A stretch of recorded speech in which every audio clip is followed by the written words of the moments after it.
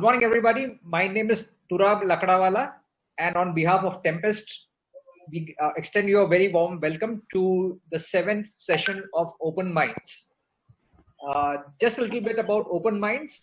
We started this on the 18th of April as an initiative to keep our own team members informed about what's happening in the world.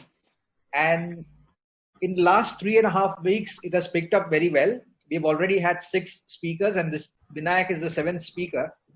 And we are having more people from outside than from Tempest Advertising itself. So thank you very much for your support. And let me introduce you to Vinayak Chatterjee. Vinayak Chatterjee is the founder of the Feedback Group, along with Mr. Ram Subramaniam. Both of them are from IIM Ahmedabad, and they have taken feedback from a very small company to a company, to a group which today employs more than 9,000 people across India. Vinayak's specialty is that he has focused on infrastructure, and he has been an advisor to the government of India, to many state governments, and was nominated as one of the 100 global leaders of tomorrow by the World Economic Forum.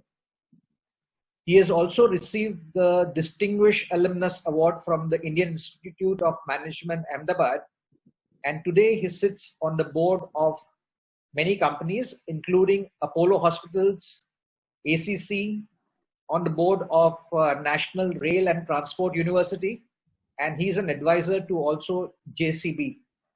He's on the advisory board of JCB India. And he's also a well-read columnist with Business Standard. He has published books on infrastructure.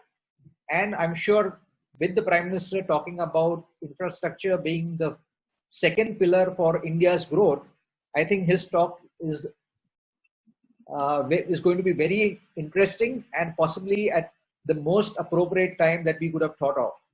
It was a pure coincidence that we decided to think about infrastructure, and the Prime Minister also decided to talk about infrastructure. So we are delighted. I would also like to welcome today a lot of my classmates from IIM Ahmedabad, and also many members from the Feedback Group who have decided to join this talk. And also many of my own clients, my friends, and also well-wishers of Tempest Advertising.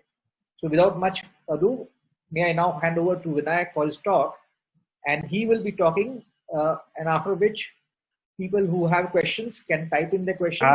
Vinayak and me would read out the questions. And may I request everybody to please mute their mics so that we can have a no disturbance meeting. Thank you very much. Vinayak, all over.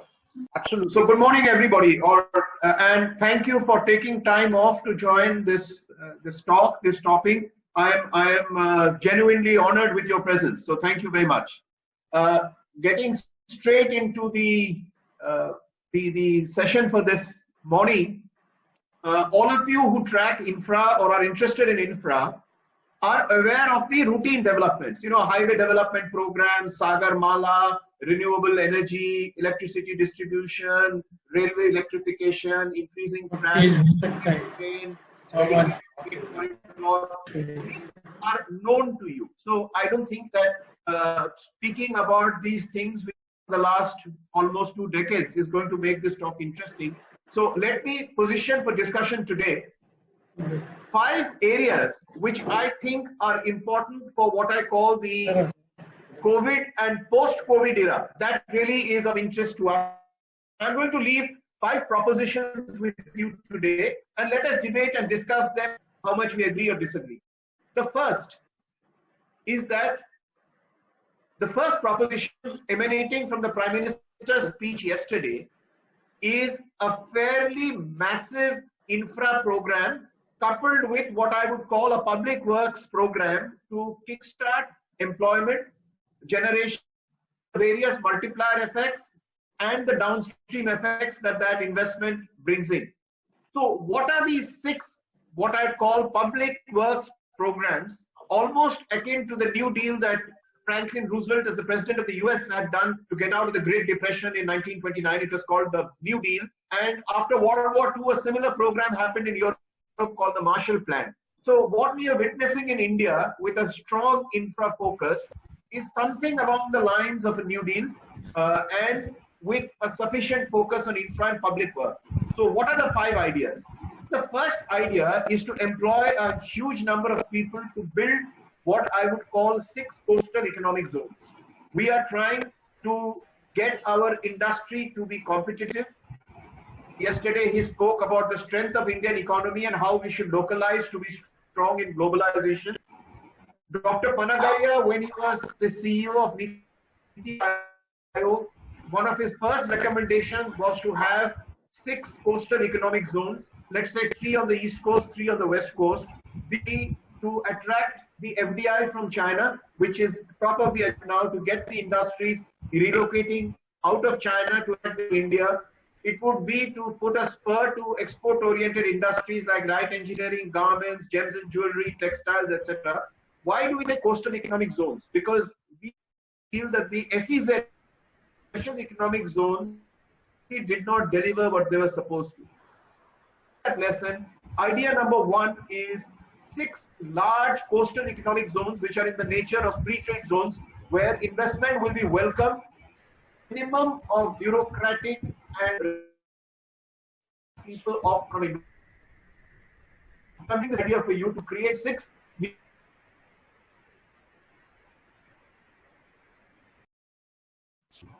Idea number 2, we need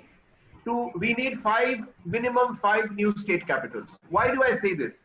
If you see the situation in Mumbai, if you see the situation in the densely congested habitats of Ahmedabad or Delhi or Calcutta, we have now come to the conclusion that it is not just about inconvenience of living, it is also a health hazard. Today it is COVID, tomorrow it could be something else. We need to decongest our cities, and when building a new city, the first rule in the economics of urban planning is that you need an anchor tenant. No better anchor tenant than the state government headquarters and its associated departments and ministries. So we could actually embark on a massive public works program to build 5 new state capitals. India has a history of new state capitals. Chandigarh was a new state capital, Gandhinagar was a new state capital, Dispur in Guwahati was a new state capital. In fact, in Hyderabad now, we are talking about or have been talking about a new state capital. So can we actually decongest our cities, build what has euphemistically been called smart cities for a long time, and actually instead of 100 smart cities, build just 5 new state capitals, which will be a massive public works program, and at the same time, it will decongest our existing cities and will provide the biggest anchor client, which is the state, which is all the offices and residences and the allied system of the state government itself. The reason Chandigarh flourished was because it was the state capital of 1 union territory and 2 states. So idea number 2, new state capitals, including, I would suggest, the names that come to the top of my mind are Mumbai, from a new state capital from Maharashtra, something beyond Patna in Bihar, beyond Lucknow in UP, and reduce the congestion and the traffic of Bangalore. We could do it in the new state capital, and you could actually think of a new state capital for Haryana outside of Chandigarh. But I'm sure other thoughts are welcome.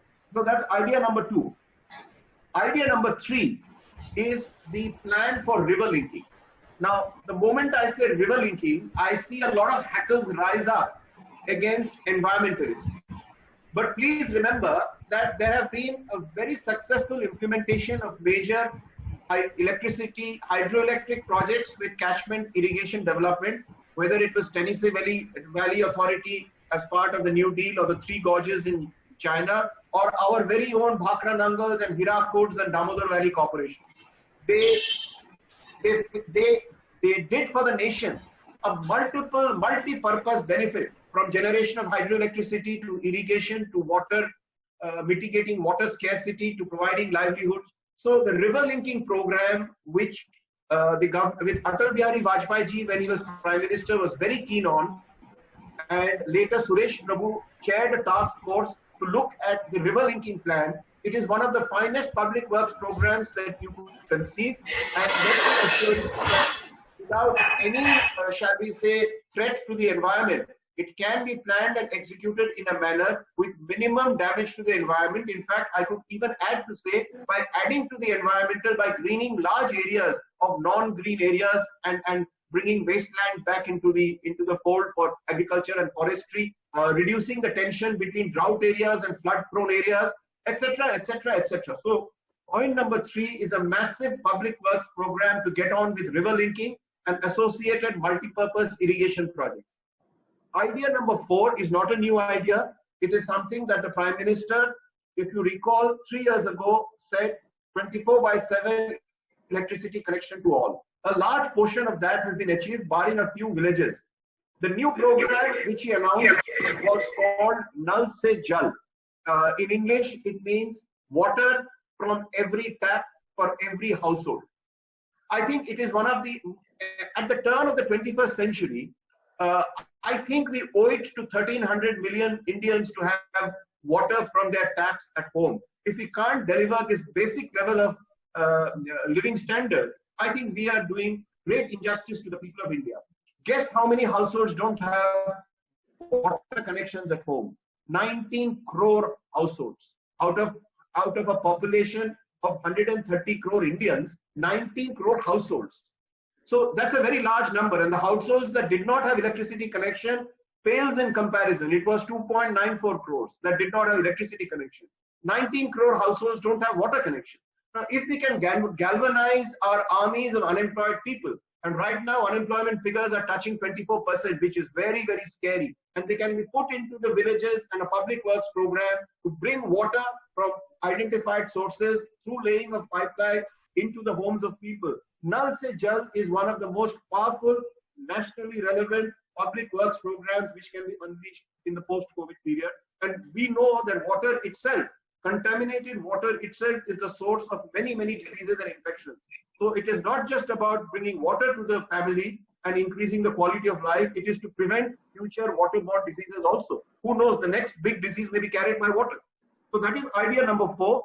And the last idea number 5 is look at the level of healthcare infrastructure we have in this country. At different points of time, different budgets have spoken about a PPP model in infra, have spoken about one more new AIIMS there and another new AIIMS there. If you add up all the budget pronouncements, we have 15 to 20 new All India Institutes of Medical Sciences.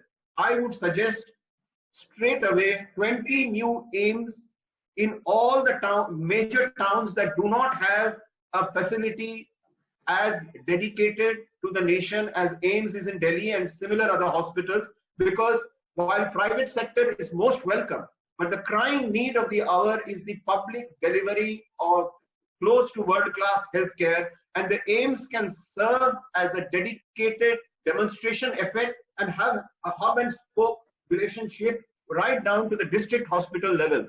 So I am recommending 20 AIIMS immediately as part of this infra thrust post-COVID and as part of the Prime Minister's vision of a major push to infrastructure. Let me just summarize and stop here. The rest is discussion. I hope I haven't eaten up more than about 17 minutes of time. So just to recap, the usual infrastructure staff of highways, railways, renewable power, etc.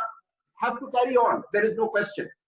But the post-COVID era, I'd like to propose that we look at 5 new major thrusts: coastal economic zones, new state capitals, river linking, Nal Se Jal, and 20 new All India Institutes of Medical Sciences with a hub and spoke relationship to district hospitals. Let me stop here now and hand the baton back to Turab. And it is up to you, Turab, how you wish to handle the session after this. Yeah, thank you, Vinayak. That was very crisp and very focused. I think we can start off with the discussion. And I see Muralidharan has raised his hand. So Murali, would you like to ask a question, or would you like to offer your opinion? Muralidharan, okay. Okay, I'm unmuting myself. Yeah, can you hear me now? Yes. Turab, yes. Can you unmute? Yes. Hi, Vinayak. Hi, Murali. Is this becoming a 1981 batch? Iron on the bus, get together. Dom 4 is at full force. I know, I have no choice. Turab said, if you don't come to the meeting, I'll come to your house. So I got scared. All right. Anyway, jokes apart, I think what you have done very interestingly, Vinayak, is the core issue in any of these ideas of Prime Minister has always been, where is the capacity to fund? How do you make it sustainable? And how do you make that sustainability through a large number of enterprises so that people can get employed? So I think these are corollary questions out of the big ideas which you talked about. If you can throw some light on these three areas, how to raise the money, how to make it viable. So far, including Amravati, you mentioned about Amravati, state capital, has been a disaster because of political infighting between the center and the state, first with Chandrababu Naidu and the Prime Minister at that time, Mr. Narendra Modi. So how can it be done in a federal system with all the complexities, etc., is the moot point. Over to you, Vinay. Okay. So Turab, let me handle this question, which I think is actually one of the most relevant questions for this session. I will handle the federal issue later, but I will address the first issue. Where do you get the resources for this? Now, this is such a hot topic today after yesterday's 20 lakh crore speech of the Prime Minister. But let me say that before the Prime Minister came in, I have actually been participating in many discussions with CII, other chambers, with economists, and I've actually written 2 articles in Business Standard, one of which you will see in the next 3 days, talking about how much resources are required. And believe me, I am fully convinced that while Prime Minister has gone to 10% of GDP, and which is, take GDP roughly at 200 lakh crores, so 10% of GDP is 20 lakh crores, which is what he announced yesterday. If you really ask me, my deep dive and trying to agglomerate all the asks from the government from different quarters have led me to a fairly logical conclusion that we actually require 14% of GDP, or 30 lakh crores instead of PM's 20 lakh crores, which has gone quite a distance. I will tell you that the nation really needs 30 lakh crores, and I'll tell you the breakup of this 30. So please bear with me for a little bit of arithmetic. The Discom bailout package itself requires 2 lakh crores. So those of you who've got a notepad and a pen, you could add up. The Discom bailout package, immediately 90,000 crores is to pay past bills. Looking forward for the next 1 year, it requires another lakh crores. So 2 lakh crores for the Discom bailout package. The infra package, all that we talked about, if you've seen that the national infrastructure pipeline announced by PM and the FM envisages a little over 100 lakh crores for the next 5 years. So effectively, it requires 20 lakh crores per annum. I am taking half the figure. I am taking 10 lakh crores because the national infrastructure pipeline and all the projects we talked about is now part of the given agenda. So please add 10 lakh crores for the infrastructure public works program. The next bucket is misery alleviation. In the coming 2 to 3 years, we will have to do a huge amount of misery alleviation and that income transfers to the vulnerable sections of society. Today, the unemployment rate is 24%. We have to take care of the people who are exposed without a source of regular livelihood, who are vulnerable. So for misery alleviation, I am saying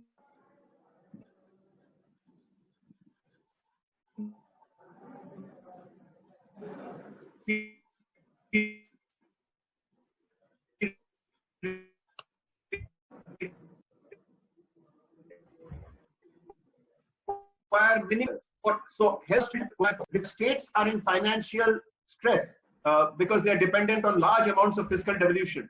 So the amount of support that the center has to give from the states is about 6 lakh crores. The financial sector bailout, from all that you're hearing about the state of the bank's balance sheets, the NBFC problem, the microfinancing problem, the financial sector will require recapitalization and bailouts to the extent of 5 lakh crores. And some friends tell me this could be an underestimate, but let's give it 5 lakh crores. And finally, we come to the support to industry. The most vulnerable there is MSMEs. And after that are specific stress sectors like hospitality, civil aviation, exports, etc., garments, etc., etc., etc. So I'm saying 3 lakh crores of financial support to the economic industrial sector. Now add up all of this. Discom 2, infra public works 10, misery alleviation 3, healthcare 1, state support 6, financial sector 5, MSME and sector specific 3, adds up to 30 lakh crores or 14% of GDP. So I Prime Minister has come up to 10%, but we are certainly going to push for the next 4% because it is required. So how is that going to happen? Where will, in my view, where will 30 lakh crores come from? And here is a solution that I have actually tested for rationality with a bunch of senior finance people, global finance experts, economists, bankers, and nobody has denied that it is illogical. So till now, I'm still going forward saying that koi illogical to bola nahi, so let me proceed ahead. So out of the 30 lakh crores or 14%, I am suggesting that 4% come out from the regular consolidated fund of India by increase of the fiscal deficit. 4%. The balance 10% may come out of a new entity called the National Renewal Fund. This is like Roosevelt's New Deal or the Marshall Plan. Today, much of our thinking is focused on life as usual, that we have to fit everything into the union budget and the consolidated fund of India. The times require serious out-of-the-box thinking. We require a second structure running in parallel with the union budget, which is called, or I am naming it, the National Renewal Fund. I wrote about it on the 16th of April. It came out in the edit pages of the Business Standard, and a lot of people subscribed to the idea. A lot of people argued against it also, but there are both sides to it. So the National Renewal Fund has to have two stages, stage 1 and stage 2. Stage 1 should be 5% of GDP between now and what I'm saying at 31st December. It should be put together. And 5% is 11 lakh crores. Right? National Renewal Fund, Chapter 2 should start from 1st January and finish by 31st March next year to raise another 11 lakh crores or 5% of GDP. So you have a combination of 14% of GDP as against PM's 10%, 4% from by increasing the fiscal deficit of the Consolidated Fund of India, and another 10% from a new entity called the National Renewal Fund, which will be broken up into two stages, 5% and 5%. Now, how is the National Renewal Fund going to raise this amount of finance for raising 22 lakh crores? The suggestion here is that the fund should be structured as a 50-year fund. Please remember that 50 years is nothing to fall off the chair. The Japanese have given the bullet train money, 1 lakh crore for 60 years. If they can give 1 lakh crore for 60 years, a national cause like this, surely the government has the muscle to raise, shall I say, 22 lakh crores for 50 years. So out of the 22 lakh crores, 60% should come from domestic borrowings, and the chief economist of State Bank of India, Dr. Soumya Ghosh, has suggested two solutions to this. He has suggested sovereign long-dated bonds of that same period,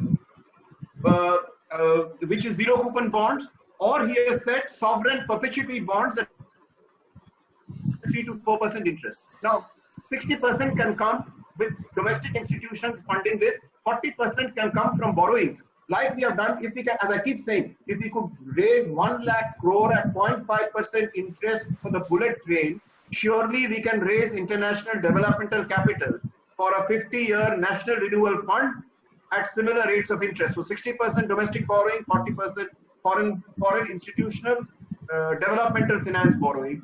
So you put together the corpus of the National Renewal Fund and keep it separate from the union budget, which is more like housekeeping accounts, the national accounts year by year. How will this 50 lakh, how will this National Renewal Fund be wound down? The moratorium will be for 10 years, from 11th year to the 50th year, charge a 1% cess on all direct and indirect taxes to gradually wind down the fund. This isn't simple. It's a long answer to Murli's question, but the question itself was so tough that I could not but get into such a lengthy answer. And therefore, in the interest of time, I will not address the federal issue, which I think all of you have an answer to in terms of the center-state relationship. But let me stop there. Okay, that was a very great answer, Vinayak. Like taking back to my IIM days when you used to talk about on any other issue. Okay, so now we have Sunil Srivastava. He is from Barcel. They are into railway consultancy business. So Sunil has a question regarding one of the issues which you have raised. So Sunil, please go ahead. Okay. Hi, Vinayak. Hi, Sunil. Good to see you. Good, great, same here. Okay, in fact, I actually had originally started with one question, but then when you gave clarifications to Murli, I added two more. So can I actually ask you three questions? Do that. Okay. My first question was regarding your suggestion for the 5 state capitals. Now, looking at the historical issues with all the 2 state capitals, which have not been greatly successful, you look at Gandhinagar, it started way back in 60. Even today, it's struggling to become a commercial hub. Naya Raipur, of course, is not even a starter. Amravati has never been a starter. New Navi Mumbai, which originally was to decongest Mumbai, also took almost 35 years to happen.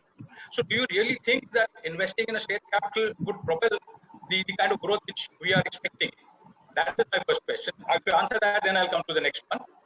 Look, you are right that we haven't actually covered ourselves in glory in building new state capitals. But if we learn the lessons from the past, as you say, then why didn't we make them vibrant commercial hubs? If we dig into and learn our lessons, then over and above transferring the state capitals, if you actually give some other swaps, like if you give a higher FSI, or if you give a state, stamp duty holiday, if you build in a lot of other stuff, then people will be motivated to shift their businesses, their homes, their workplaces there. So the point is right. Merely shifting a state capital with government shifting there provides a good anchor client, but that is not enough. So we need policy intervention to make it an attractive package. But your point is well. Your next question. Thank you. Yeah. Now, coming to the second point is about the total package of 20 lakh crores. Now, my understanding of that package was that the NIP, or the National Investment Plan, the infrastructure plan, was not part of this, because that was announced prior to this. The 111 lakh crores was announced prior. So do you actually think we need to consider component of that also in this 20 lakh crore package? To right now, since yesterday's announcement, the jury is out as to what this 20 lakh crores consists of, does not consist of, or what is already announced. So the jury is out. So I'm not going to answer that question because I'm myself confused. I don't know what is in there and what is out there. Okay. My third point is about the low cost debt which we raised for the bullet train. Now in my understanding, it's more really not debt. It was more a grant given by the Japanese without even asking. So do you think that same kind of charge rates can be replicated in today's tough times? Even if the government wants to raise that 50-year debt in the market with that kind of, really interesting kind of, rates, is it possible today? Or will it be possible post-COVID? Sunil, I knew you would ask some railway question. Otherwise, that's the point heading myself.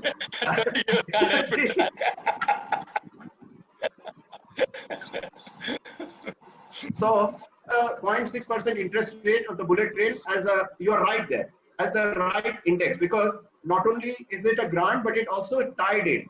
It is tied to the fact that 30% of the supplies are bought to the Japanese, so they have a commercial interest.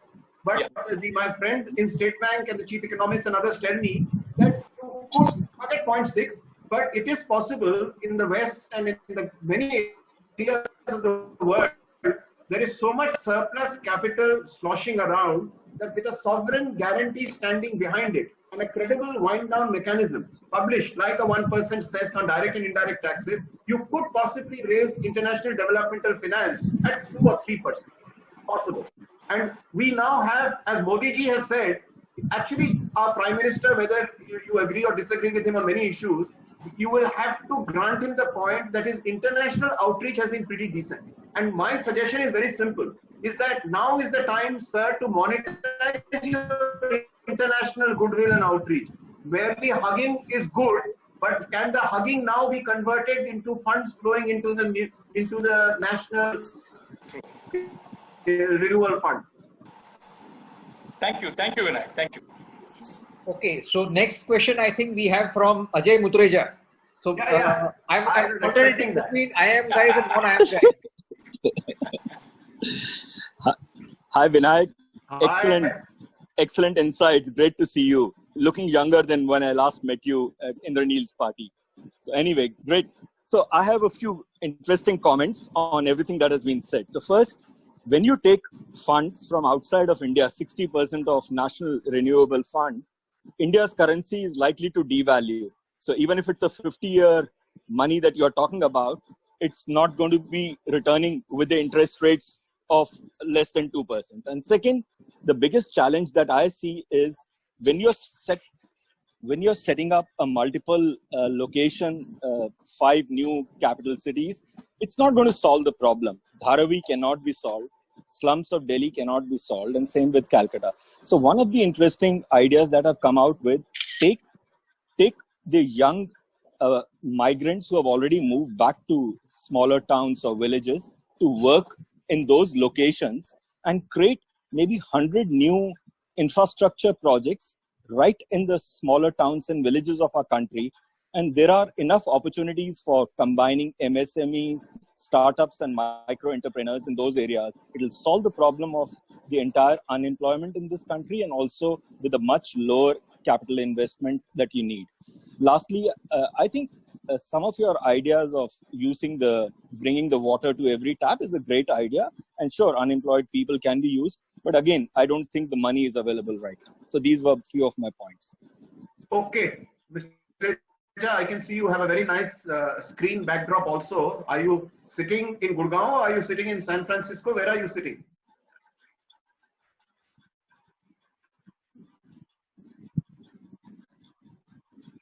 Oh, unmute. Okay. I'm in Gurgaon, sitting in my balcony, enjoying the lovely weather and beautiful greenery here.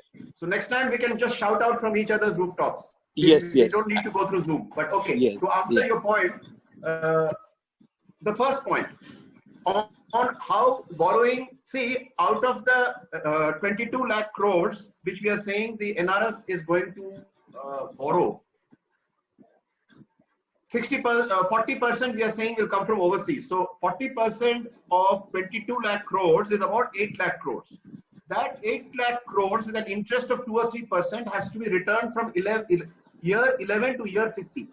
That amount of drain or the pressure on the forex reserves is really no cause for worry and has really no worry on devaluation. We are sitting on a fair bunch of foreign exchange reserves. So that's my first comment to your thing, that the long period of return and the fact that it's only 8 lakh crores is not a cause for a devaluation of the rupee to very significant levels. Rupee may devalue in any course, but that we'll talk separately.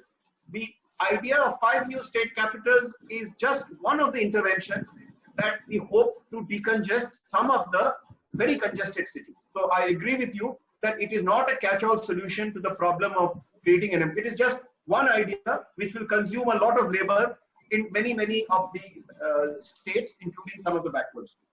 Your idea of doing infrastructure at the doorstep of where the unemployed people are, which is villages, peri-urban areas, is laudable, because that idea, now all projects can't be done at the villages, but the ones that have been suggested, the river linking, stroke irrigation, and revitalizing of water bodies is something that can be done at the doorstep of every village or small town.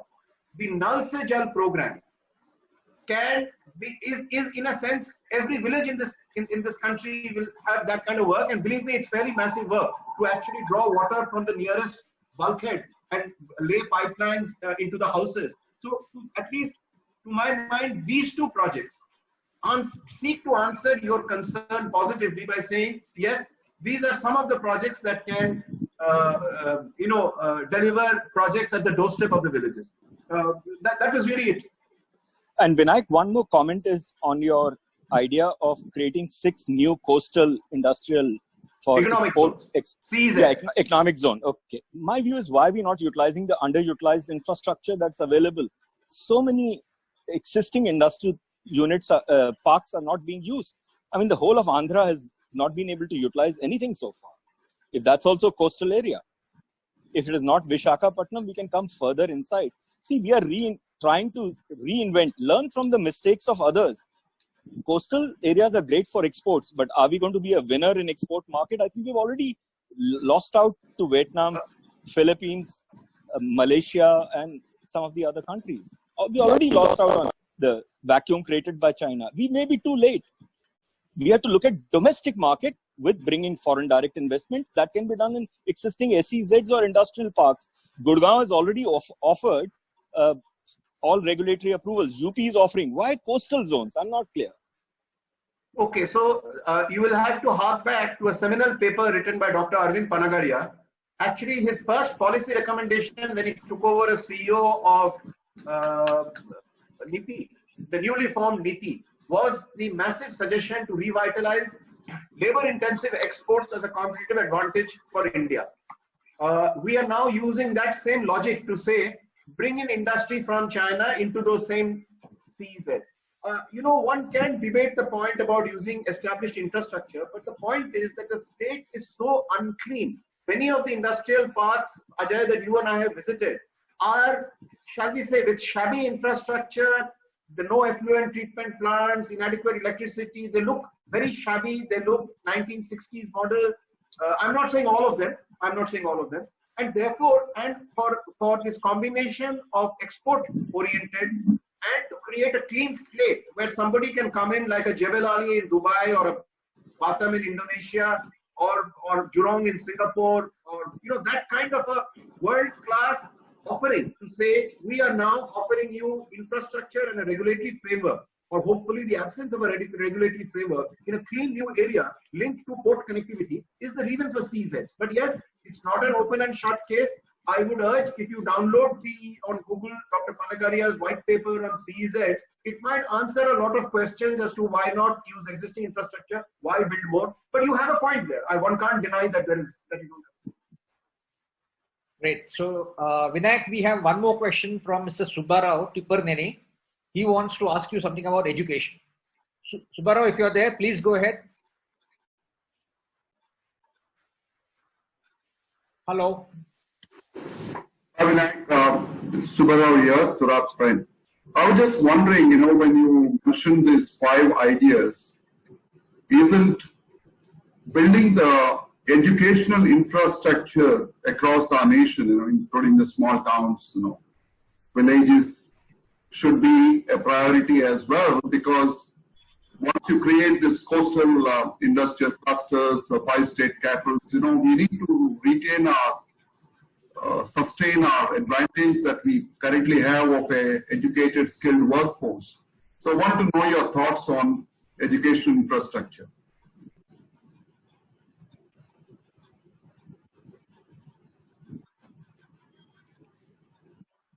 I am supposed to be talking on infrastructure, and there is even when the government drew up its list of designated infrastructure sectors that would get concessional finance, there was a massive debate in the finance ministry as to what is infrastructure and what is not. For claiming lots of benefits, see, whether people in retail say they're in retail infrastructure, people in hotels say they're in hospitality infrastructure. You are saying education is infrastructure. I have therefore, by and large, restricted myself to aspects of construction and core infra, but I have certainly given myself the liberty to cross the border by bringing in healthcare into the definition of shall we say, the 5 new ideas. There is no discussion, there is no debate that our education system is far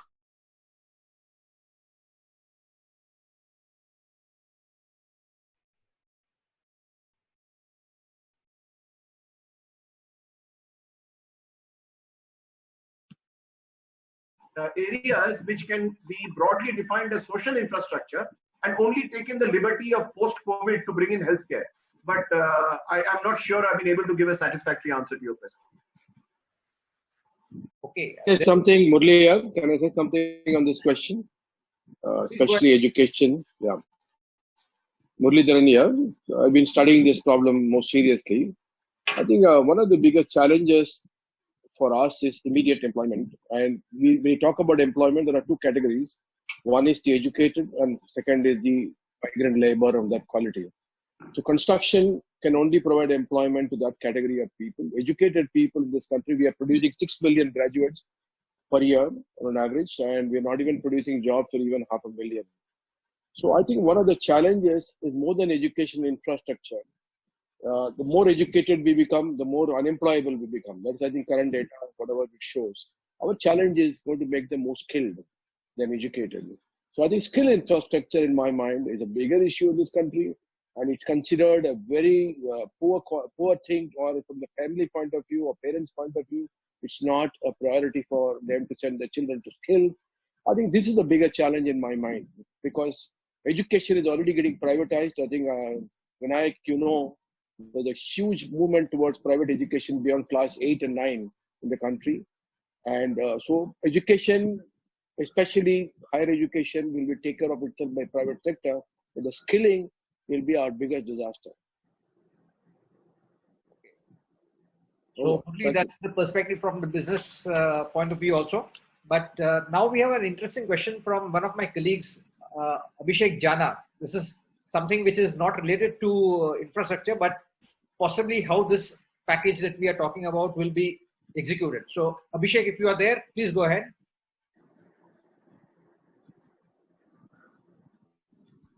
Yes, I've actually mentioned my question in the chat box. Can you hear me, guys? Yes, very clear. Yeah, Mr. Vinayak, thank you so much for taking so much of efforts and giving so good suggestions to the Indian government. Most of them are tactical suggestions which make sense. But me being a common man is more interested in what the Prime Minister has promised yesterday. Because my question is, I am not confident on what he has promised, and I'm more worried about its execution. What is your thoughts over it, sir? I have no thoughts just now till I see the details. Because already the effect of his promise has already been trolling on all the social media. I think you're aware of it. Yeah, I'm aware of it. I think the FM is called a press conference at 4 o'clock today. She has promised to announce the details. So I think till all of us get to understand what exactly this package constitutes of, both in terms of outlay and also in terms of resource raising, it is very difficult to hazard any guess. And let's just hang on for the next few days to make up our minds on the veracity and impact of the announcements of yesterday. But Vinayak, if you take your answer to Murli's first question as to from where the resources are going to come, I think in case the government of India is thinking the same way as what you are talking about, possibly there is a route map which is possible to execute these projects that, or the promises that the Prime Minister has made. But then we are possibly getting into a slightly dicey discussion. So let's end this over here. And in case there are any other questions from anybody, please raise your hand or unmute yourself and ask the question.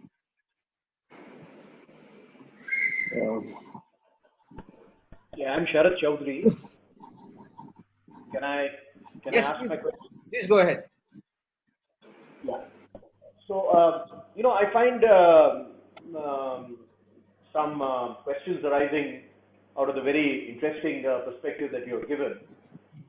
And the two questions I have is that the river linking project and the coastal SEZ project seem to be in opposition to each other, because internal waterways would probably be a corollary of the river linking project, in which case geography is that much more irrelevant when it comes to locating where these industrial parks ought to be. And I think one of the lessons that we have learned is that the more distributed they are and the closer they are to home, the more sustainable the labor supply will be to industry. That's one of the questions that arose in my mind. The second question that arose in my mind is about sustainability. Murli made a mention of it, but I think our electricity sector clearly shows that the way we price our electricity is not sustainable. So with this Nal Mein Jal for every household for 19 crore people, ostensibly at zero cost, because given the situation, I don't know if this infrastructure push is going to put people so much into prosperity or above poverty that they can afford the true cost of that. And the second is, these are all no doubt laudable, but they have a recurring sustainability cost. And I don't know if that would mean that our fiscal space will be further constrained, or because you gave a beautiful way of dealing with the capital side of it. But about the sustainability and the revenue side of it, which comes in your annual budget, I don't know. These will add to the spend, which is good, provided we can afford it. Okay, your first question, if I got it right, was that coastal economic zones and river linking are opposed to each other. Did I get that question right? Yeah, that's an impression. It's not a question, but Yeah, you know, I mean, if you have internal waterways, then the relevance of locating them coastally is that much reduced. No. Here we are not talking about inland waterways. That's a separate issue. Inland waterways is a separate subject. The Parliament has cleared 101 what is called national waterways, like national highways, NW1. So inland movement of cargo and inland waterways is a separate topic. This is irrespective. This is really multi-purpose availability of water for multiple purposes, from irrigation to industrial to domestic use, and in some cases run-of-the-river electricity generation type of project. So to that extent, with this clarification, I suspect coastal economic zones and river linking related irrigation and water provision are not in conflict. It's nothing to do with inland waterways. Inland waterways is a separate subject. The second point is your second question about user pay charges for utilities is a debate that has gone on in India for almost 30 years. Should the poor pay for electricity? Now the question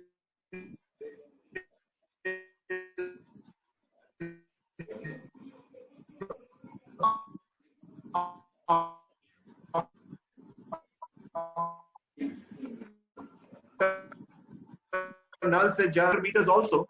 Utilities come with embedded user pay charges. You have to pay for what is consumed, and what you pay should be not exploitative. It should be governed by a regulatory authority as to what your tariff should be for electricity or for water. Then the question comes to the people who are vulnerable sections of society. They should, like everything else, get a targeted subsidy. But you should not play around with O&M cost recovery, because a certain section of people can't pay. Put money into their account and give them direct benefit transfer, or give them a targeted subsidy, so that if my electricity bill, if I'm a poor guy in a hut and my electricity bill comes rupees 400, then the bill comes to me rupees 400 minus subsidy from the state government minus 390, pay rupees 10. That is the way utilities pricing has to be done in developing economies like ours. But it's a many people have done their PhDs on this subject, but let me stop here. Okay, Vinayak, there is an interesting question from Mr. Biju Kurian. Let me read this out. It says, infrastructure is a joint effort of states and the center. Delays are often because of lack of coordination between the two. Do you see a mechanism, law, which can reduce these delays, which often render projects unviable? Which render what unviable? The projects which are to be executed, yeah. They are to be executed with the coordination of both the state as well as the central government. But normally, because of lack of coordination, these projects get into trouble. So do you expect any new mechanism or new laws to overcome these issues? This is an age-old issue.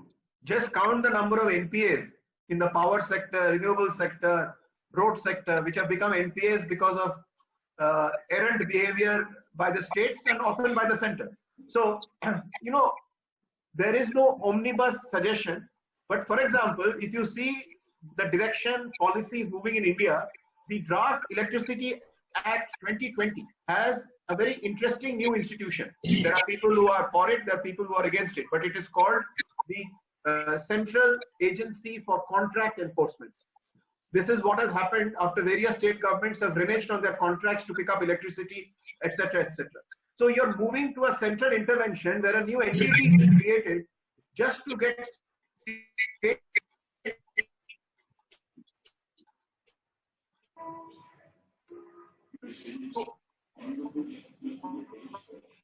another contract. So as we are dependent on more coming in the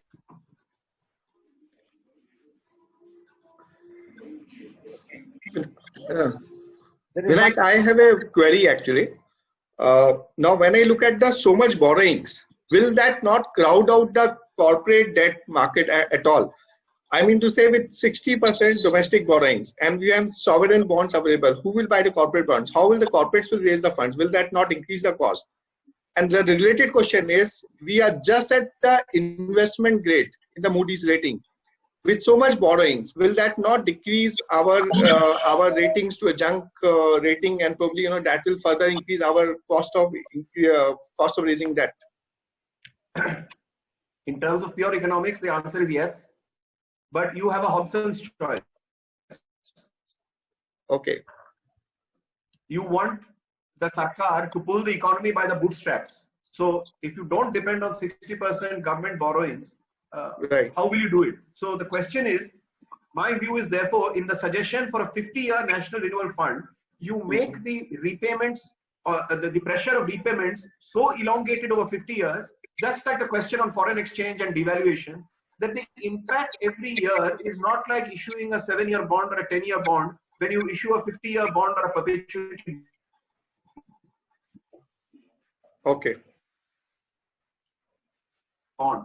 But your answer is correct. Every government borrowing, so I am no markets expert, but I think a certain package can also be given for the here and now in terms of reducing the rates for corporates and business borrowing to a separate package in RBI intervention.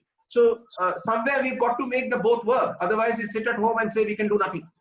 So that itself is not a solution. Right. So I actually, in that context, if I say borrowings, let's say from the World Bank model, where I'm getting funding. For example, you talked about Marshall Plan. And when I look at the Marshall Plan, it was largely funded by the US, actually, for the Europe. Right? Europe could not fund it on its own at that point of time. So can we think of, some borrowing, significant borrowings coming from World Bank or IMF or ADB route, something like that, rather than directly going on the sovereign borrowings kind of thing? Certainly. I think you've hit the nail on the head. If you remember, I carefully chose my words when I said that the bulk of the international borrowings should be from developmental financial institutions internationally, like JICA. But you can, I'm happy to add to the list that you also said. There is World Bank, there is IMF, there is AIB, Asian Infrastructure Bank, there is NIB, where Commerce is, which is a new investment bank backed by China. There are the Nordic funds, there are the Gulf funds, there are the Canadian pension funds. So there is a continuum of institutions that offer developmental finance for long periods, not on the regular commercial terms, and that, as you rightly pointed out, should be our target. And this was my point. Modi ji's international outreach now must tickle these institutions to say कि चलो भैया 3-4 लाख करोड़ करके डालो. Right, and understood. Thanks, Vinayak. Okay, are there any other questions? Because I think we are coming to the end of our time with Vinayak. Great. So Vinayak, I think that was a very interesting talk which you gave, and also the issues which were raised by the participants. Let me also say that as we are progressing in Open Minds, our talks are becoming more and more interesting. I do hope that we will be able to attract the same type of quality of speakers as well as participants in our next few Open Minds. So may I now request Manupriya from my office to please propose a vote of thanks. Manupriya, there? Yes, I am. I'm there. Thank you so very much, Mr. Vinayak, on behalf of Tempest Advertising. I would really like to thank you for such an insightful session today. It was really nice to hear your views, and I hope that the 4 p.m. News today from the Finance Minister also has some value addition for all of us. Also, I would like to thank all the participants for spending time with us today morning. I'll also be sharing with you a recording of this session today. Until then, until the next session, thank you so very much once again, and see you all again. Thank you.